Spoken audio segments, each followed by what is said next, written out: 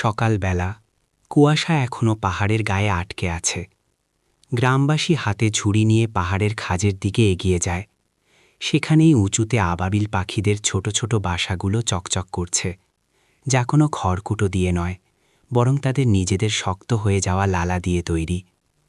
প্রতিটি বাসা খুব সাবধানে নামিয়ে আনা হয়, তারপর পরিষ্কার জলে ভেজানো হয়। ধীরে ধীরে সেগুলোর সূক্ষ্ম আঁশগুলো খুলতে শুরু করে এবং প্রতিটি টুকরো হাত দিয়ে পরিষ্কার করা হয়। যখন সব তৈরি হয়ে যায়, তখন তা ভাবে রান্না করা হয়। এরপর মেশানো হয় পেঁপের রস ও সামান্য ব্রাউন সুগার বা বাদামি চিনি এবং পুনরায় ভাপে ফোটানো হয়। ধীরে ধীরে মিশে গিয়ে এটি একটি হালকা, ঠান্ডা ও মিষ্টি খাবারে পরিণত হয়, যা গ্রামবাসীরা গরমের শুরুতে খুব তৃপ্তি করে খায়।